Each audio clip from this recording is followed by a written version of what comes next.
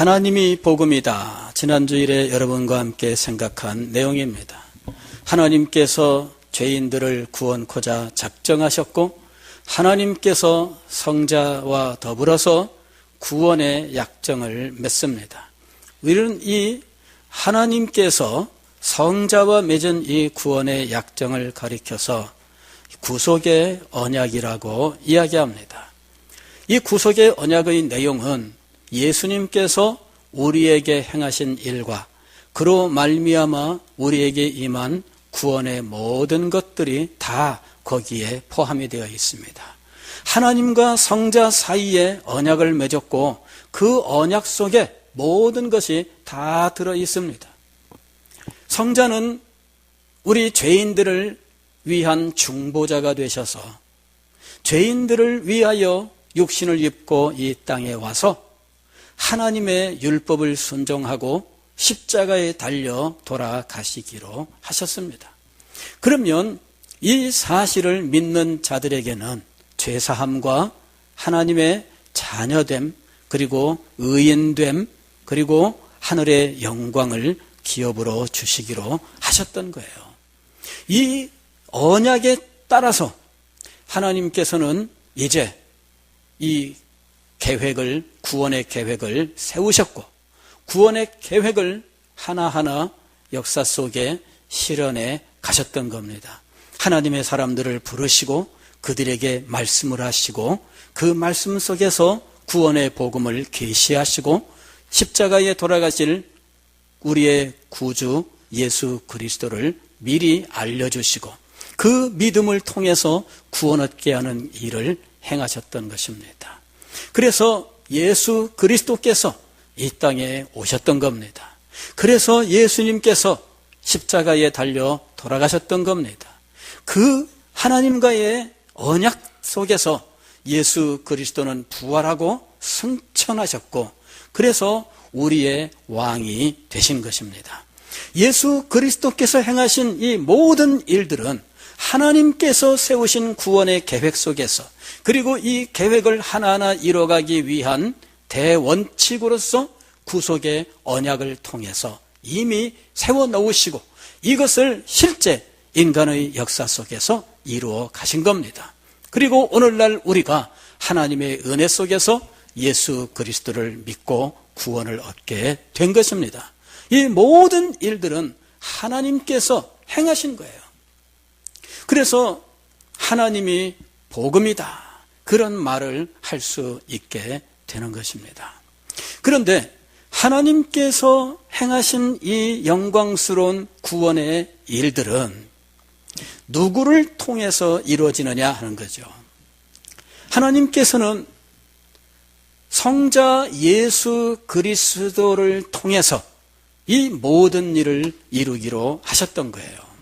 그래서 예수님이 없이는 아무런 일도 일어날 수 없었던 겁니다. 예수 그리스도를 통해서 이 모든 일들이 이루어진 거예요. 예수 그리스도는 창조의 사역에서도 함께했던 분입니다. 하나님이 말씀으로 세계를 창조하셨습니다. 그때 이 말씀이 곧 누구냐? 성자 예수님인 거죠. 말씀으로 창조하셨습니다. 물론 우리는 하나님을 우리 사람처럼 생각하면 안 됩니다. 사람은 자기의 존재와 말이 똑같지 않습니다.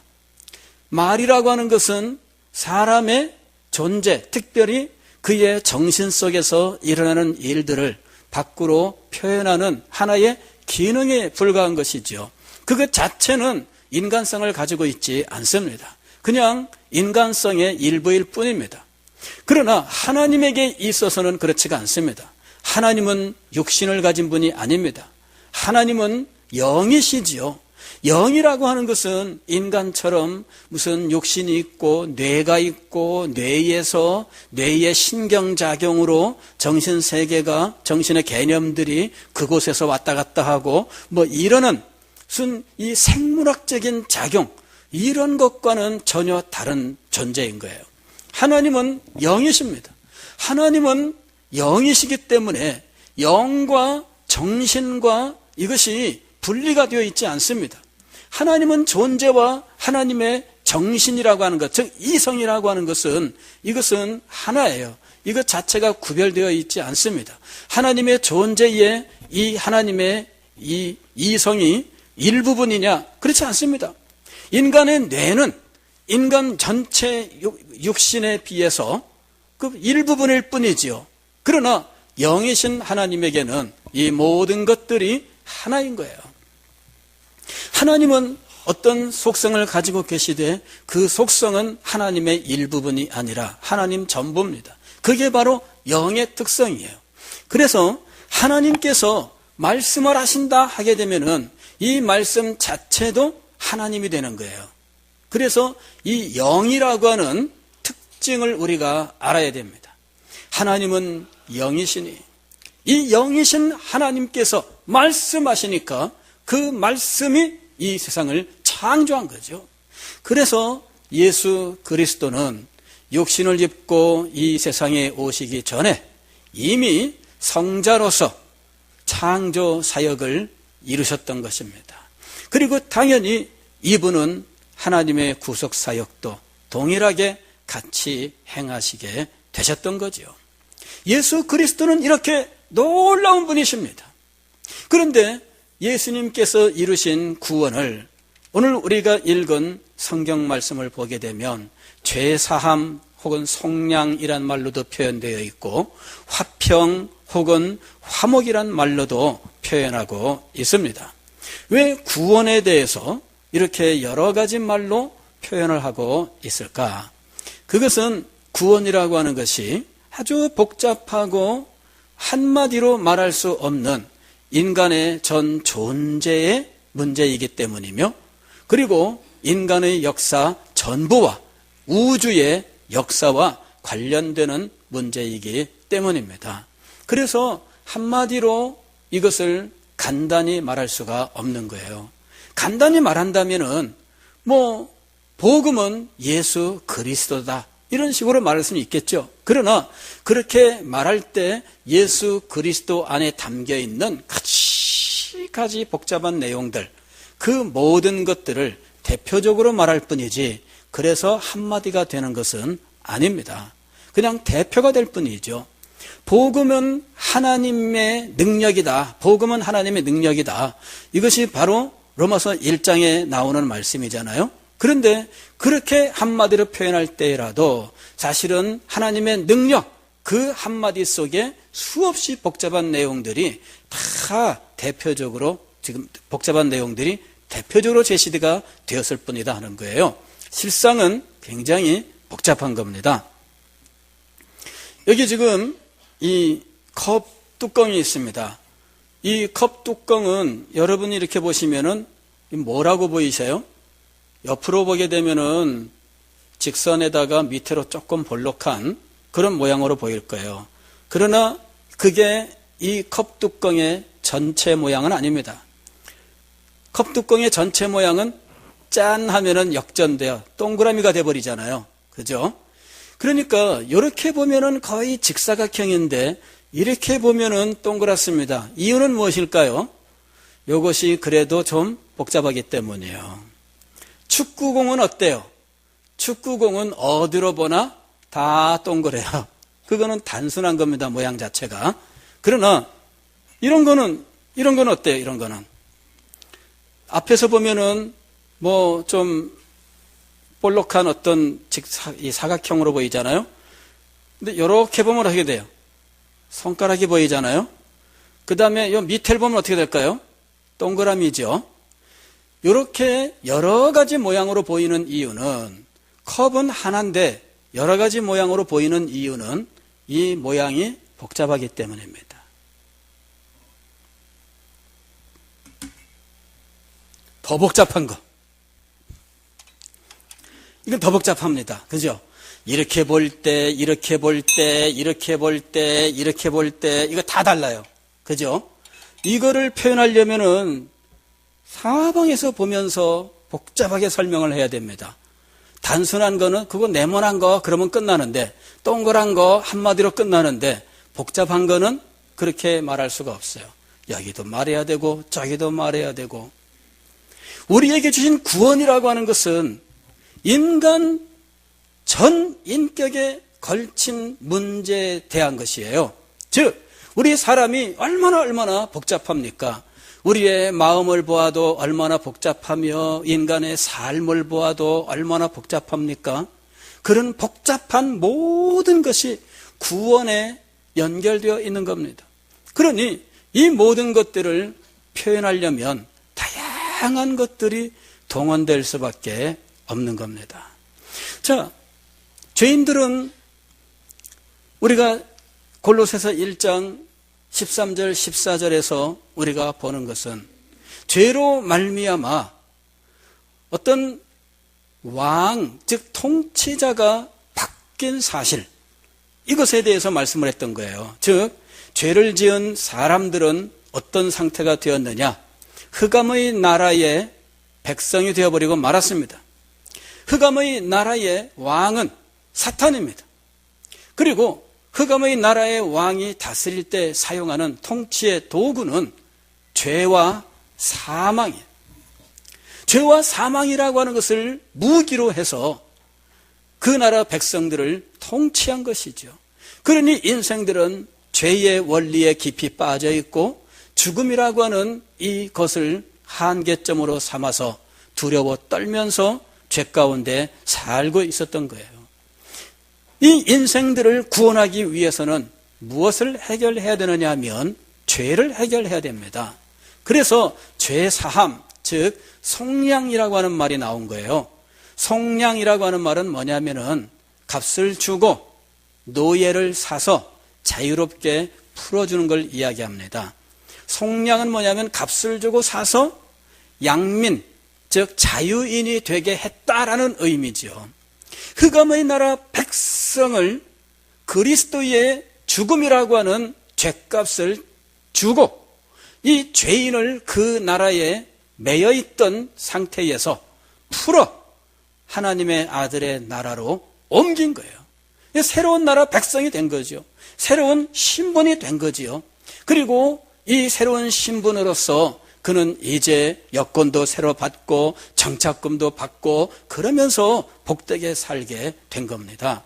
그러나 인간은 굉장히 복잡한 존재이며 복잡한 관계를 가지고 있으며 복잡한 삶을 살고 있습니다. 그래서 이 모든 부분에 미친 구원을 표현하는 용어들이 더 필요하게 되었다 하는 겁니다. 그 중에 하나가 평화, 화목 이런 말들이에요.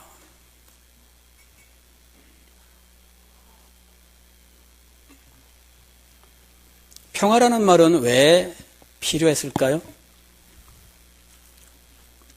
그것은 인간이 범죄함으로 하나님과의 관계가 깨어졌기 때문입니다. 인간은 원래 하나님의 사랑을 입고 하나님을 섬기는 중에 하나님의 은혜를 받아 사는 존재로 지음을 받았습니다. 그런데 하나님의 말씀을 어기고 선악과를 따먹었어요. 선악과를 따먹었더니 얼마나 맛있는지, 선악과를 따먹었더니 피부가 고와져요. 선악과를 따먹었더니 기분이 좋아. 왜 맛있는 거 먹으면 기분 좋잖아요. 선악과를 따먹었더니 자꾸 땡겨. 이 전혀 새로운 삶이 열린 겁니다. 그러나 그 일로 인하여 피해를 받은 분이 발생했습니다. 제가 한 번은 어디 시골길을 이렇게 걸어가면서 이제 여행 중이었는데 걸어가다가 그 길 옆에 과수원이 있고 그 과수원에서 이 과일을 따서 평상 놓고 이렇게 쌓아놓고 파는 분들이 있었어요. 뭐 지나가다 보니까 그런 거 만나면 또 인사도 하고 말도 하고 그러잖아요. 그래서 이렇게 뭐 복숭아나 사 먹으면서 얘기하다가 요새는 뭐 이 동네 아이들이 이 설이하러 많이 안 옵니까? 그랬더니 이분이 하시는 말씀이 설이 그거 하면은 지금 큰일 납니다. 자기는 한 놈만 잡혀라 좀 그러고 있다는 거예요. 한 놈만 잡혀라. 그래서 제가 왜 무슨 일인데 그랬더니 한 놈만 잡으면 1년 농사 한 놈한테 뒤집어 씌우겠다는 거예요. 와, 무섭대요.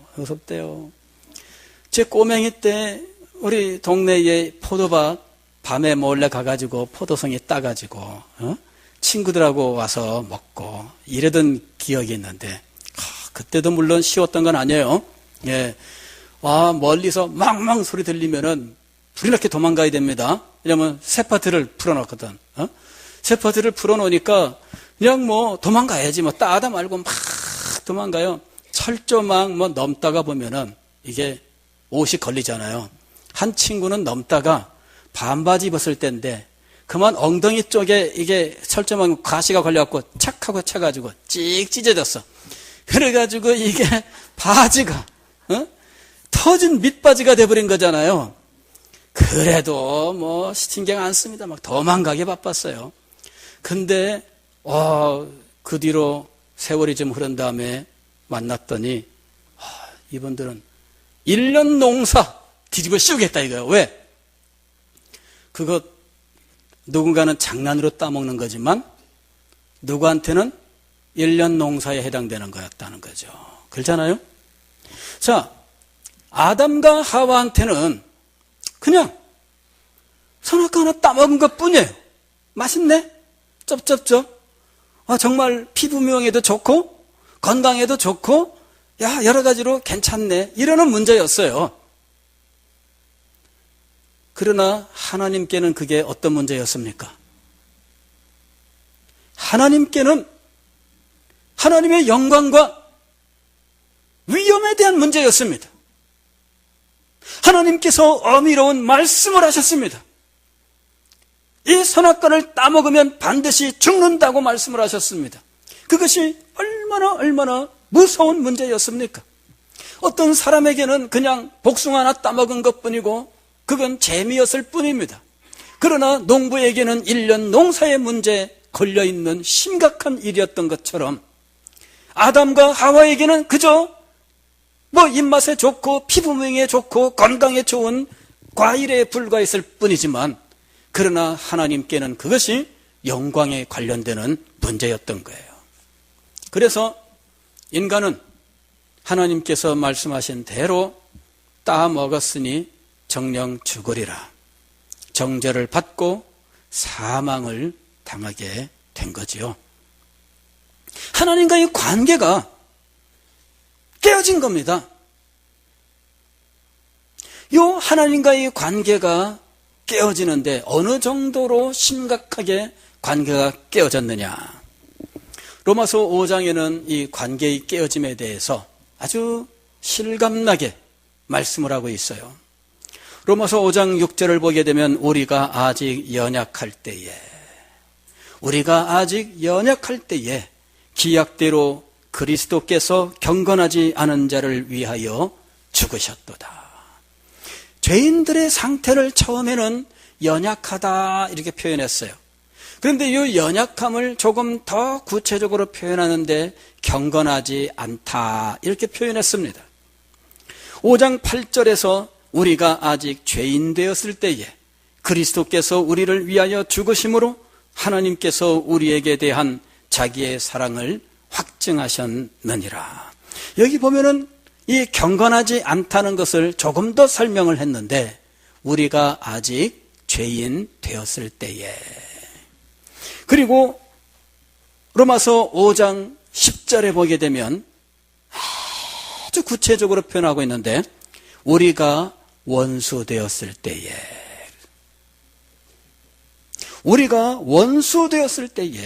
그의 아들의 죽으심으로 말미암아 하나님과 화목하게 되었은즉. 즉 죄인들은 하나님과 어떤 관계가 되었습니까? 원수 관계가 되었어요. 왜? 이 죄인의 특징은 자기의 죄를 심각하게 생각하지 않는다는 데 있습니다. 하나님, 선악과 한 개 따먹은 거잖아요. 이게 무슨 심각한 문제입니까? 이렇게 나오는 거예요. 그건 뭐 맛도 좋고 피부 미용에도 좋고 건강에도 좋은데 하나님 그거 뭐 숨겨놓고 그거 뭐 주시지 않고 그러십니까? 오히려 적반하장이죠. 그게 죄인의 모습입니다. 저도 어릴 때는 당연히 서리하는 거 그거 심각하게 생각하지 않았어요. 나무 밭에 들어가서 뭐 콩 그거 논두렁에 쭉 콩 이렇게 심어놨는데 그 툭툭툭 꺾어가지고 그래가지고는 그저 친구들하고 뚝방에서 앉아가지고 모닥불 피워놓고 찌그러진 냄비 하나 갖다가 그거 모닥불 위에 올려놓고 이 콩 그냥 올려놔요. 아니면은 내 모닥불 위에 콩 껍질채 그냥 올려놓고 태워. 그러고 난 다음에 태운 거 껍질 벗겨보면 콩이 이거 있잖아요. 맛있었죠. 아니 친구들하고 우정을 돈독히 하는데 이것보다 더 좋은 게 있을까요? 우리는 콩서리에서 그거 구워 먹으면서 친구들하고 우정을 나누었고 어린 시절의 추억을 쌓았습니다. 그러나 여러분 그게 그 콩을 키운 사람의 입장에서는 1년 농사인 거죠. 저희 하나님과 원수됨이라고 하는 것은 이것이 하나님의 영광의 문제이기 때문에 벌어진 일입니다. 그런데 구원이란 무엇인가? 바로 이 관계의 회복입니다. 그래서 로마서 5장 10절에서는 우리가 원수 되었을 때에 그의 아들의 죽으심으로 말미암아 하나님과 화목하게 되었다. 화목이란 말로써 구원을 표현하고 있는 겁니다. 오늘 우리가 읽은 성경 말씀도 이렇게 말씀합니다. 20절 말씀을 보면은 그의 십자가의 피로 화평을 이루사 만물 곧 땅에 있는 것들이나 하늘에 있는 것들이 그로 말미암아 자기와 화목하게 되기를 기뻐하심이라. 누가 기뻐하셨다고요? 하나님이 무엇을 기뻐하셨습니까? 화목하게 되는 것을 기뻐하셨어요. 누구로 말미암아? 그리스도로 말미암아. 무엇으로 말미암아? 그리스도의 십자가로 말미암아 하나님께서 화평하게 하시고 화목되게 하시기를 기뻐하셨던 것입니다. 어떤 관계에 있었기 때문입니까? 원수 관계에 있었기 때문입니다. 하나님과의 관계가 깨어진 것은 우리 인간의 모든 삶이 깨어진 것을 의미합니다. 하나님과의 관계가 깨어져서 우리는 그저 죽음에 이르게 되었다. 아주 간단하게 그렇게 생각합니다. 아닙니다. 죽음 정도가 아닙니다. 우리는 이 땅에서 육신을 입고 죽음에 이르기까지 일정 기간 동안을 삽니다. 그러나 사는 게 아니에요. 자기 자신도 자기에게 만족하지 못합니다. 나는 왜 이럴까? 나는 왜 내 뜻대로 못할까? 이러한 문제를 우리는 늘 가지고 있습니다. 마음에는 원이로되 할 수 없습니다. 이것이 우리들의 모습입니다. 자기 자신에게 대해서 만족하는 사람이 있다면 그 사람은 좀 이상하다 할 정도로, 그죠? 거울을 보면서 거울아 거울아 이 세상에서 누가 제일 예쁘니? 그 거울이 답을 해주잖아요. 왕비님입니다. 기분이 좋아. 근데요, 그것을 우리는 모두 다 이상하다 그렇게 생각하잖아요. 그죠? 이상한 거예요. 인간이 자기 자신에게 만족한다면 오히려 그것이 이상하게 생각될 정도로 우리는 자기 자신에게 만족하지 못합니다. 말씀을 듣고 결심을 합니다. 오늘 설교를 들으니까 기도하고 싶은 마음이 막 생겼습니다. 속으로 결심을 합니다. 내가 내일부터 새벽기도 꼭 참석하자. 결심을 했습니다. 근데 예배 끝나고 집에 갈 때 아차, 내일은 월요일이잖아. 주일날 수고했는데 월요일날부터 새벽기도 힘드니까 화요일부터 가자. 이렇게 생각합니다. 월요일날 되었습니다. 월요일날 되게 바쁘게 막 지내다 보니까는 화요일 날 새벽 기도 가야 되는데 일찍 잠에 들지를 못했어요. 그래서 혼자 속으로 생각합니다. 내일부터 가기로 했는데 오늘 너무 늦게 자니까 새벽에 못 일어나겠지. 그러면은 아예 또 내일 안 가고 수요일부터 그러면은 주중에 시작하는 것도 이상하잖아. 그죠? 뭘 하려면은 출발을 확실하게 해야지. 이렇게 시작도 아닌 주중에 이게 시작하면 되겠나? 다음 주부터 새롭게 시작하자. 다음 주에 이 사람이 새로 시작할 수 있을까요? 없을까요? 예. 거의 대부분의 사람은 자기가 그런 결심을 했다는 것조차도 잊어버립니다. 그게 우리들의 모습이에요. 하고는 싶은데 안 됩니다. 이런 무기력함, 이게 바로 우리 자신도 우리에게 제대로 지금 반응하지 못하는 것을 보여주고 있는 거예요. 더 심각한 거는 이런 우리의 이런 모습들이 타인과의 관계를 통해서 더 심각하게 나빠진다는 거죠. 이 타인은 나를 제외한 모든 사람입니다. 부모님, 타인입니다. 부모님을 통해서 입은 상처, 현대 심리학에서는 굉장히 많이 등장하는 거예요. 다른 사람들을 통해 얻은 상처는 그렇게 많지 않습니다.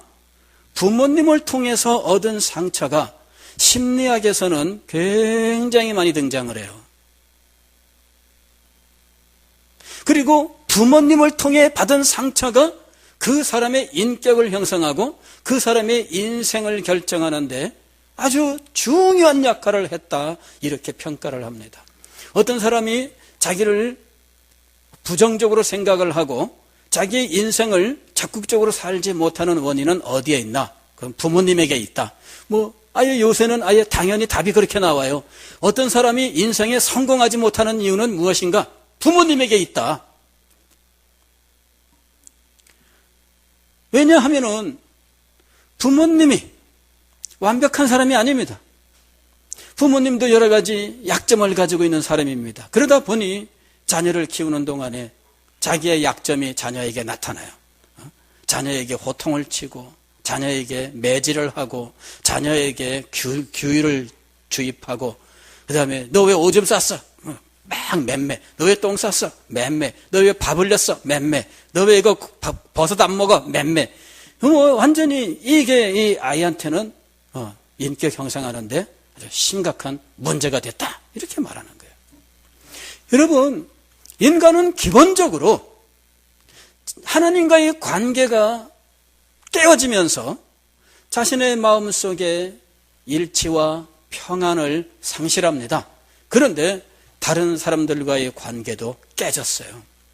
아무 문제가 없는 것처럼 보이지만, 그래서 어떤 경우에는 가인과 아벨 같은 경우는 아주 굉장히 심각해서 형이 동생을 죽이는 비극이 일어난 것이지만 그거는 특별한 경우다, 이렇게 말씀할지 모릅니다. 그러나 그것이 특별한 경우가 아니라 모든 사람은 기본적으로 그런 관계에 있는 거예요.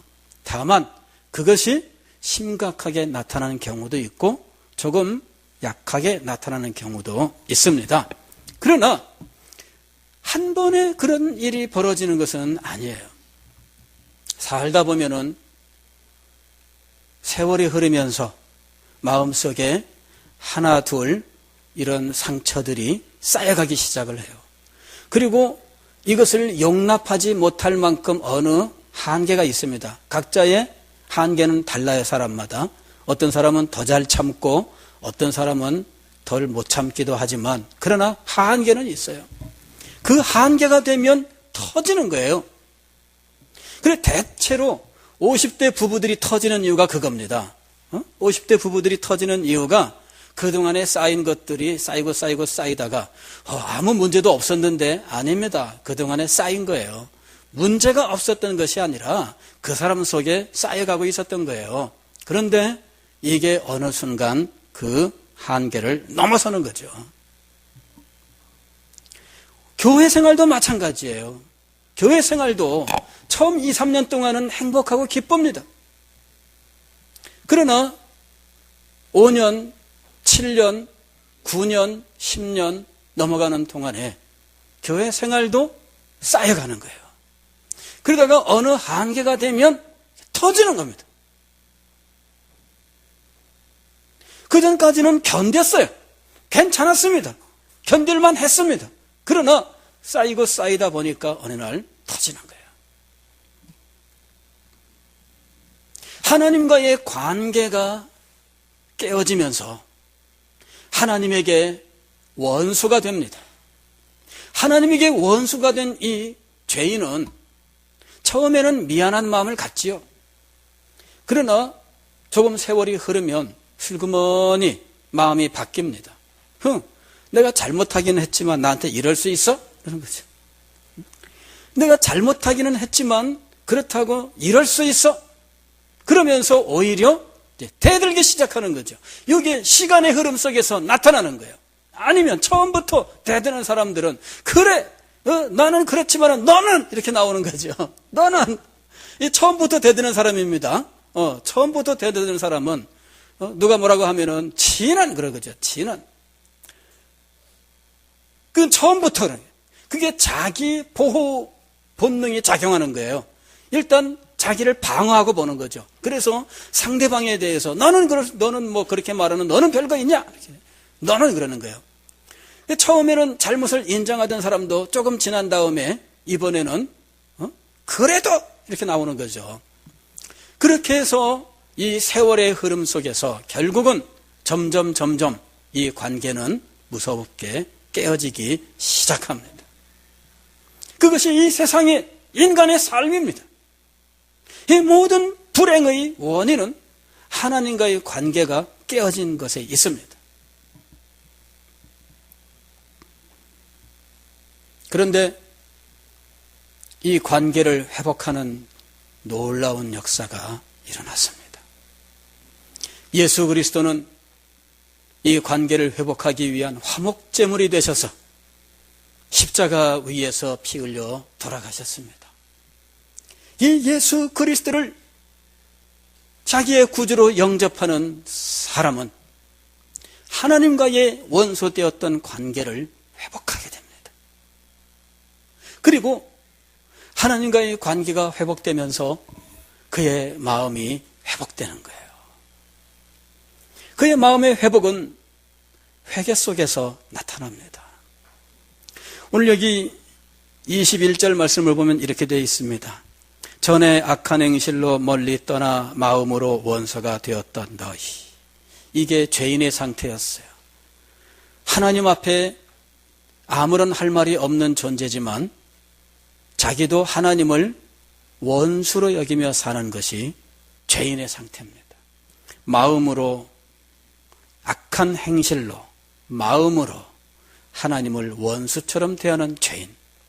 그런데 이 죄인이 자기의 잘못을 깨닫고 하나님 앞에 고백하기 시작합니다. 하나님 앞에 죄를 고백하는데 자신의 모든 죄를 고백을 합니다. 전에는 죄라고 여기지 않았던 것들도 지금은 깨달아져요. 고백합니다. 심지어 루터라고 하는 분은 어린 시절 어머니가 젖을 줄 때 그 젖꼭지를 깨물며 엄마가 아파서 아야 그럴 때 깔깔거리고 웃었던 자기의 모습에 대해서 회개했다 그럽니다. 그것까지 생각할 수 있었을까? 성령의 역사죠. 사실은 뭐 인간은 거기까지는 기억 못합니다. 근데 보니까 아기들이 그러거든. 나도 그랬을 것이다. 회개합니다.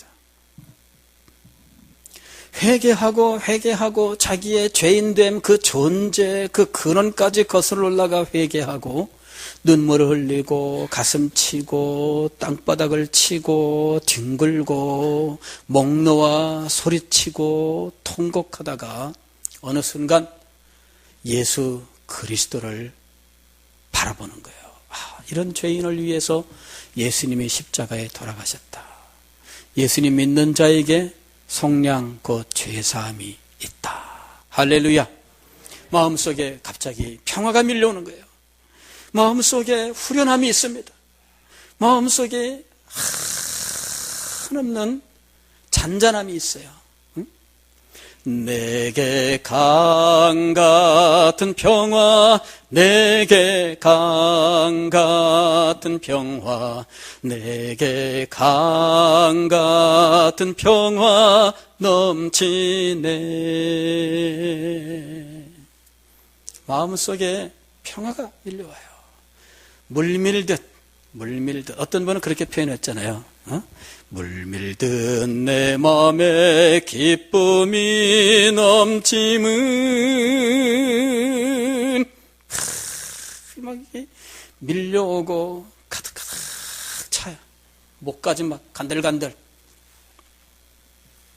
그때 우리는 마음속에서 모든 원망, 불평, 시기, 질투, 다툼과 분열들을 버리게 됩니다.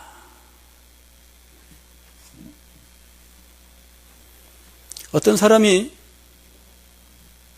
깨어지는 관계를 회복하려고 노력한다면 그것은 하나님과의 관계가 회복되어 있다는 것을 보여주는 겁니다. 어떤 사람이 깨어진 관계의 회복에 대한 아무런 의욕이 없고 나날이 마음속에 원망과 불평과 시기와 질투만 쌓여간다면 하나님과의 평화가 그에게 지금 현재적으로 역사하지 않음을 보여주는 겁니다.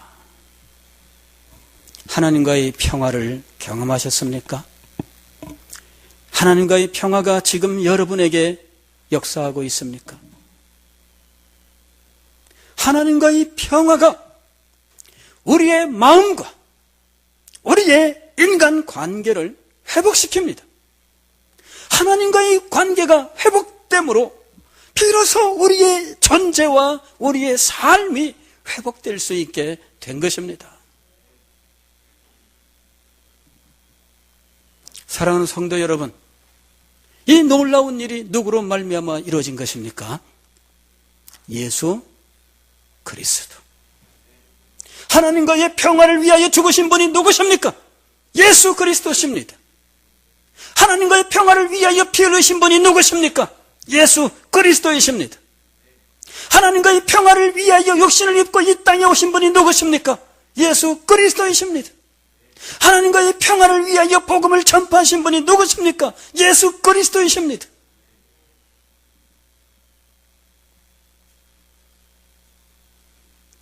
우리는 예수 그리스도 안에서, 아니 그분이 십자가 위에서 피 흘려 돌아가신 그 죽음 안에서 깨어졌던 하나님과의 관계, 원수되었던 이 모든 관계를 회복하고 우리는 하나님의 자녀가 되었습니다. 그리고 우리는 모두 그 예수 그리스도 안에서 그리스도의 한 몸을 이루었습니다. 에베소서 2장 14절, 그는 우리의 화평이신지라. 여기 그는 예수 그리스도를 말씀합니다. 그는 우리의 화평이신지라 둘로 하나를 만드사 원수된 것 곧 중간에 막힌 담을 자기 육체로 허시고 그랬습니다. 원수되었던 관계조차도 예수 그리스도의 육체 곧 그의 죽으심으로 헐어버리시고 평화롭게 하셨습니다. 주는 평화 막힌 담을 모두 하셨네. 주는 평화 우리의 평화.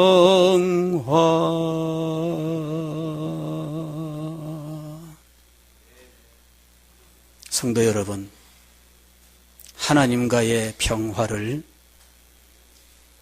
얻으셨습니까? 하나님과 평화가 지금 여러분의 마음과 삶에 역사하고 계십니까? 여러분 이것을 간구하세요. 여러분의 마음속에 하나님의 평화가 지금 역사하고 있다면 여러분 분명히 형제 자매들과의 평화를 시도할 것입니다. 하나님과의 관계가 회복되어 여러분의 영혼에 역사하고 있다면 여러분은 모든 관계의 회복을 추구하면서 그리스도께서 허물어뜨리신 이 장벽을 다시 쌓지 않고 무너진 장벽 위에서 우리 구주 예수 그리스도를 찬양하며 경배할 것입니다. 평화의 사람, 평화를 이루는 여러분이 되시기를 주의 이름으로 축원합니다.